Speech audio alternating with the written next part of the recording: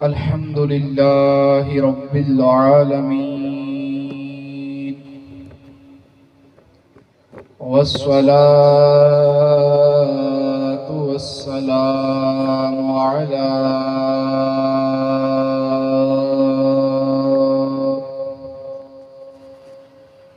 خاتم الأنبياء والمعصومين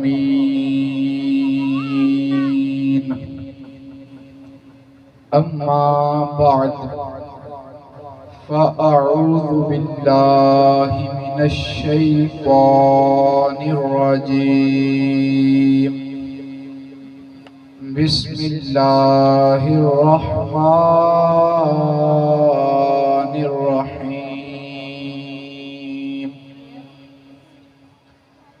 عند ذكر الصالحين تنزل الرحمة صدق الله العظيم وصدق رسوله النبي الكريم الأمين إن الله وملائكته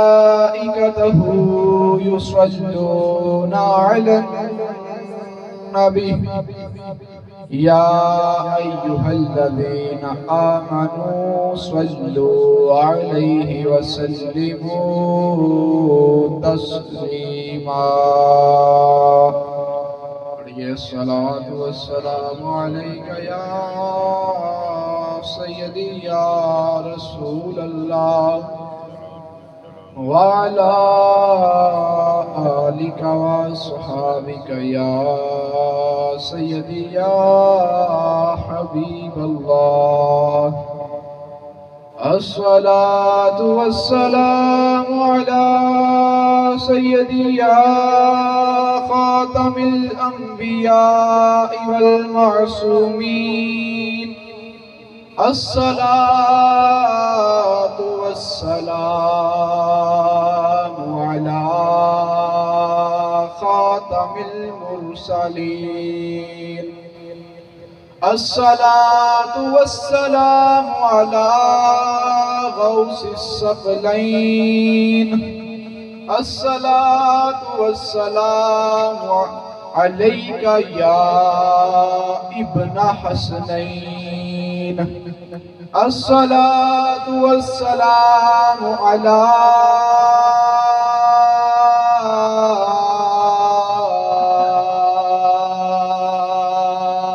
بنت رسول الله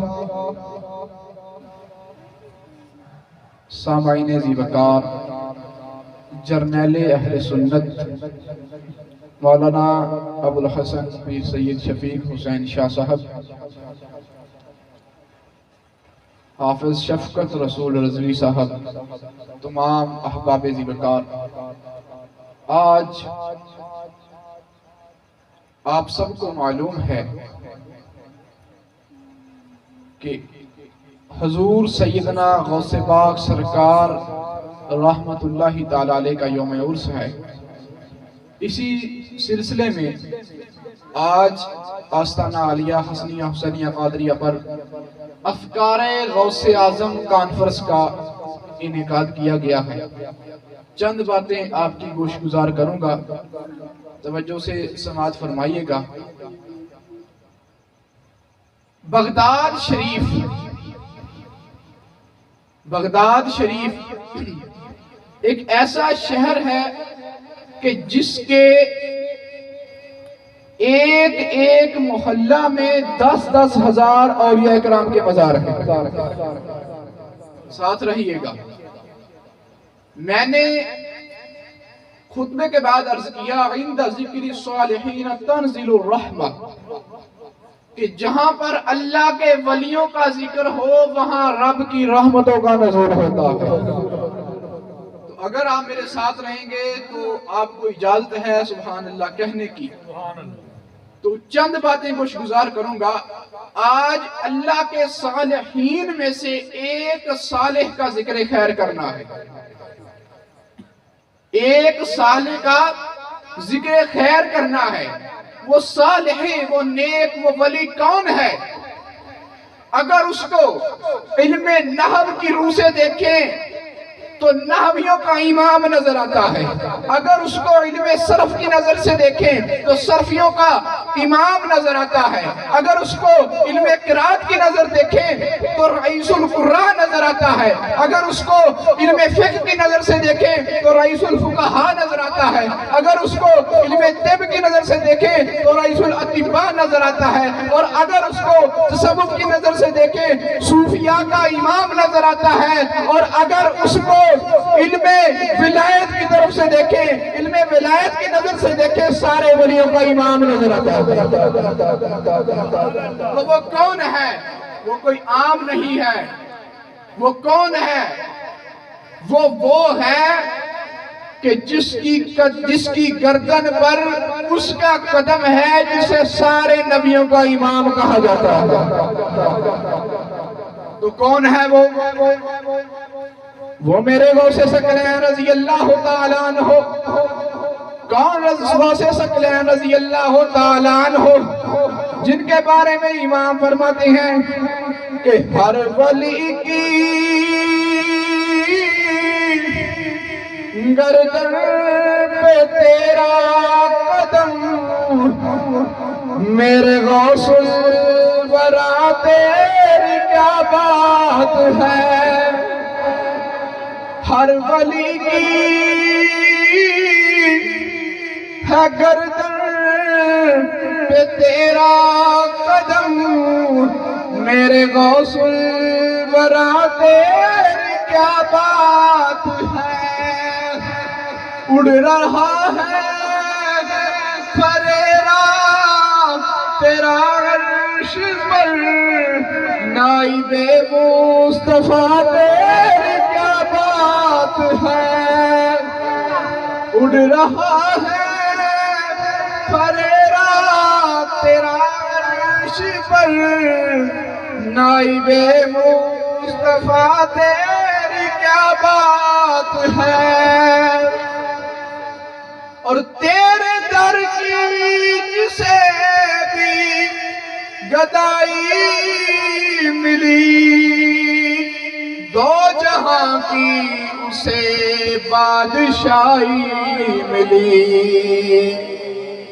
یوں سمجھ لو خدا کی خدائی ملی، شہنشاہ بلا تیری کیا بات ہے۔ اڑ رہا ہے فریرا تیرا عرش پر، نائب مصطفیٰ تیری کیا بات ہے۔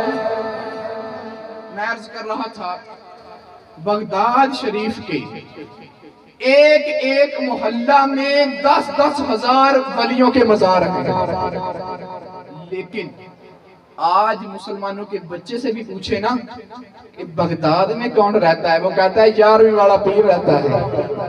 تو آپ کا ایک شعر ہے، فرمایا اگرچہ اتنے اولیاء کے مزار ہیں بغداد میں، لیکن جب سے غوث پاک کا سورج طلوع ہوا ہے، پھر جب بغداد کا نام آئے تو ذہن میں خیال غوث پاک کا ہی جاتا ہے۔ تو سلطان باؤ فرمانے لگے بغداد شہر دے میں ٹکرے مگساں،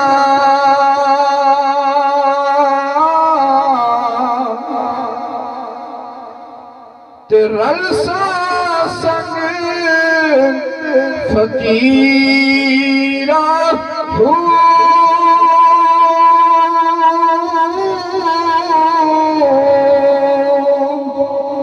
تو دوسرے شعر میں فرماتے ہیں بغداد شہر دی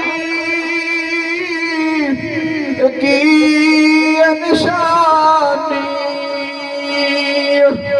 اوتھے اچیاں لبیاں چیرا ہوں،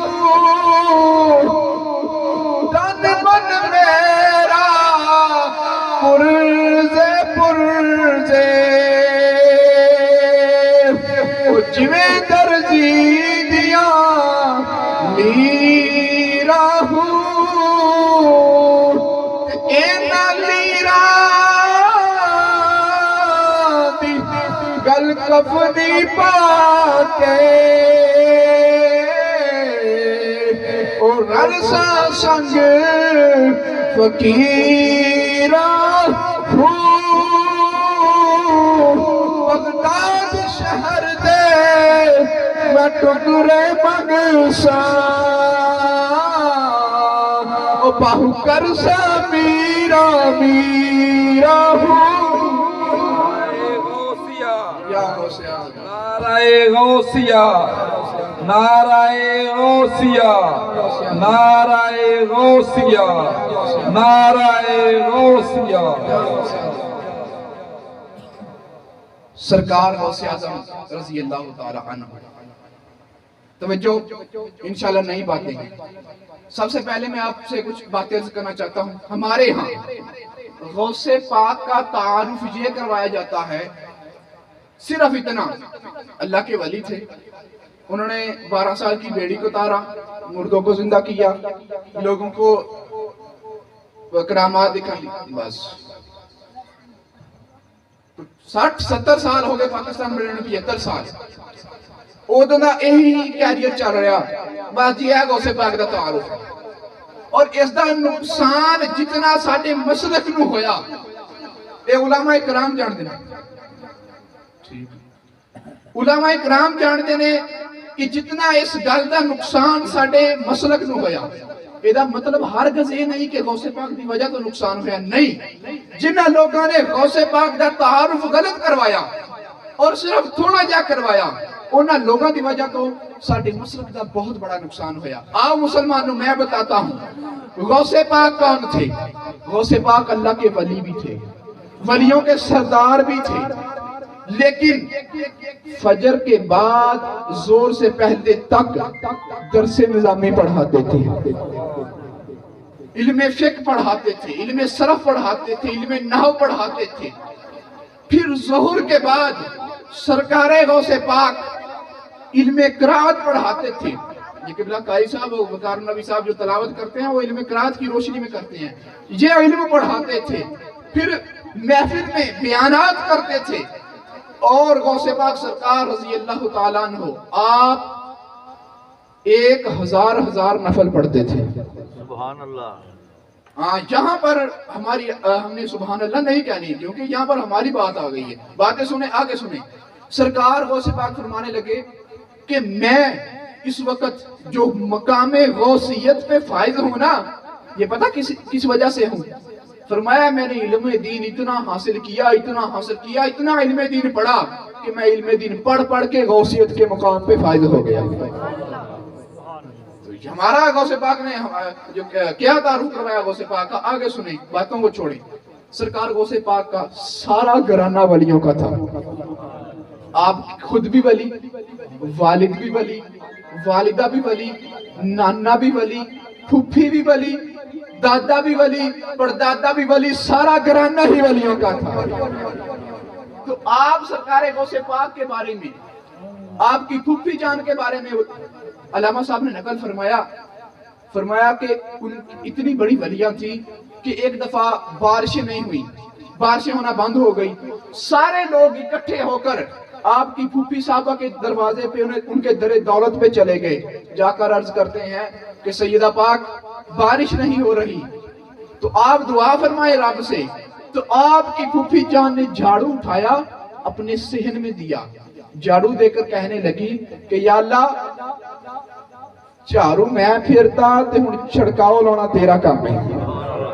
تو فرماتے ہیں امام کہ ابھی آپ نے اتنا فرمایا تھا کہ یکدم بادل آ گئے اور چم بارش برسنا شروع ہو گئی. لوگ بھیگتے اپنے جو ہے وہ گھروں کو واپس گئے. اور آپ کے نانا جان کے بارے میں ان کی ولایت کا کیا مقام ہے. علماء کرام فرماتے ہیں کہ کانا یخبرو، فرماتے ہیں کہ جب کوئی معاملہ ہونا ہوتا نا، مستقبل میں کوئی کام ہونا ہوتا، وہ ہمیں پہلے ہی بتا دیتے کہ فلاں معاملہ ہوتا. وہ فرماتے ہیں کما قالو کانا یخبرو، فرماتے تھے معاملہ ویسے ہی ہوتا جیسے وہ ہمیں خبر دیتے.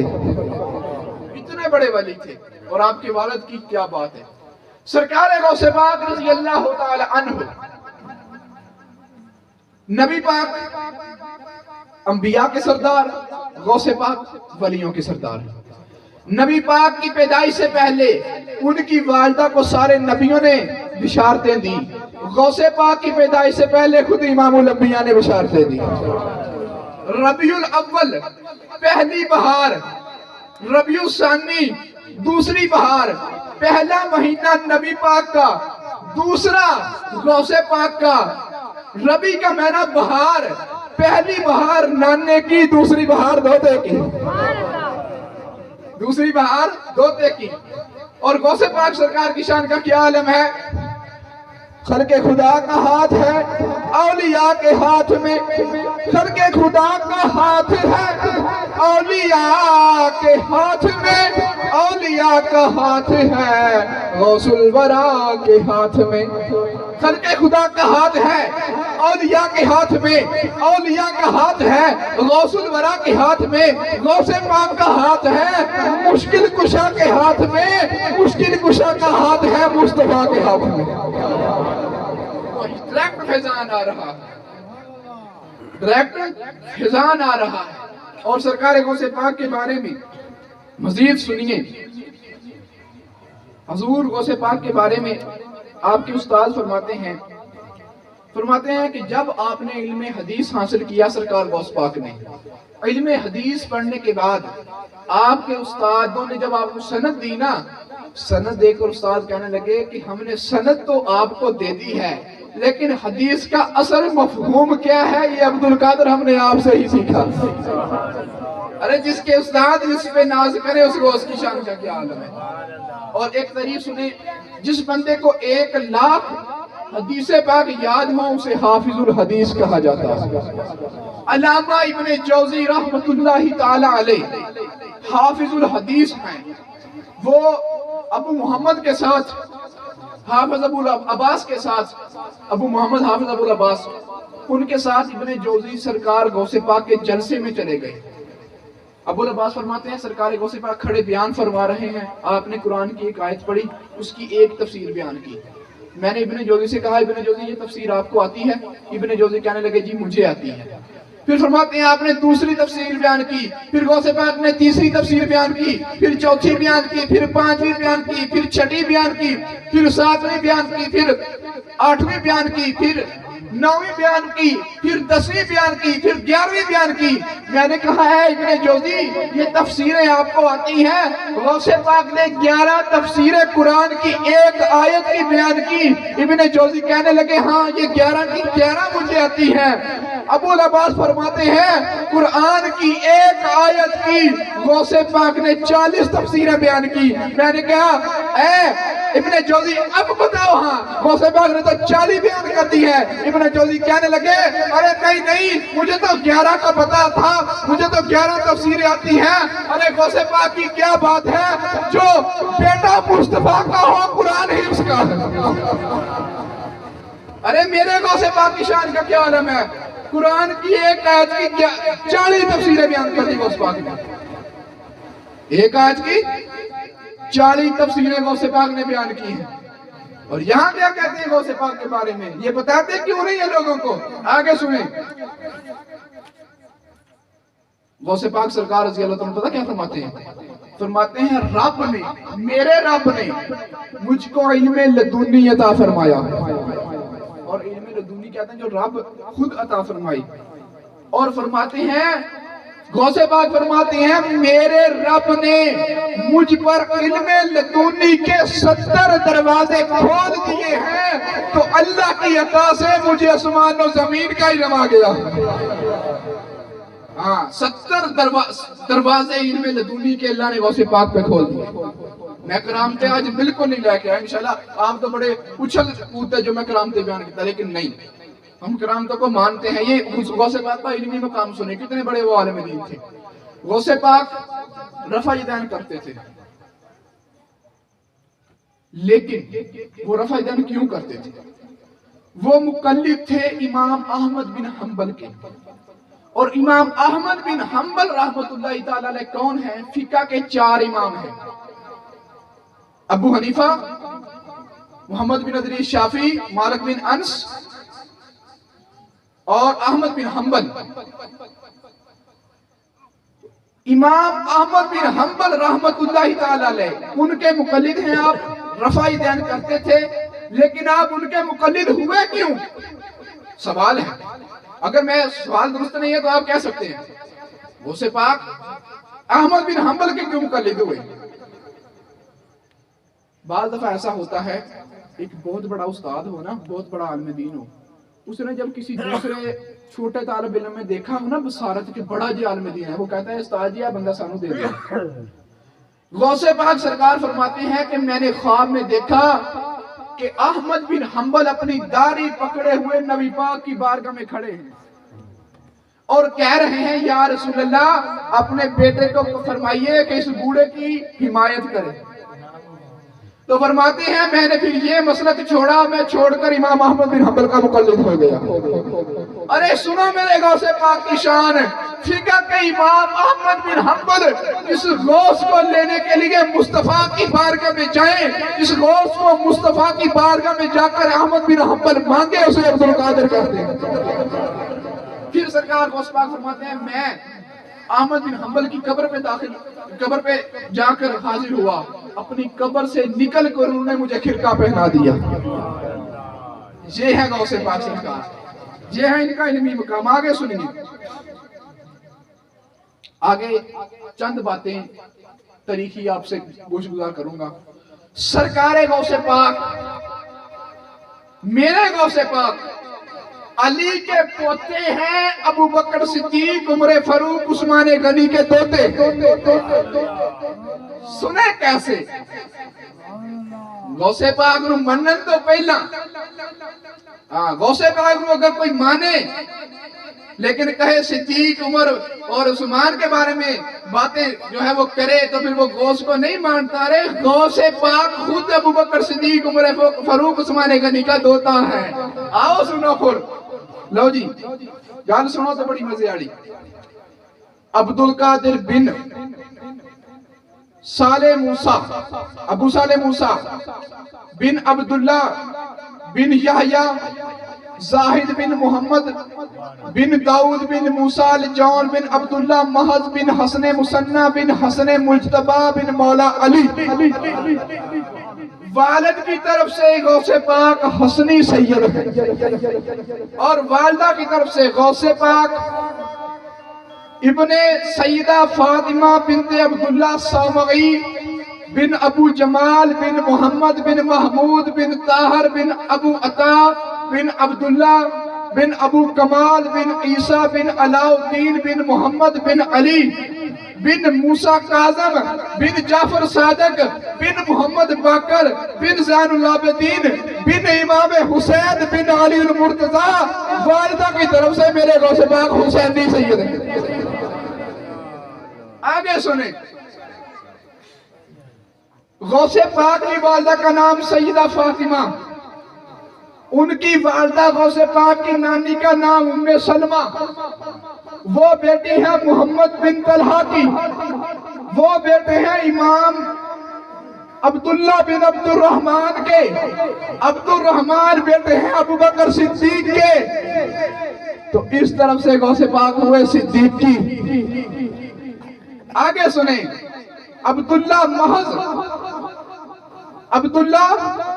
محض یہ بیٹے ہیں حسن مسنہ کے۔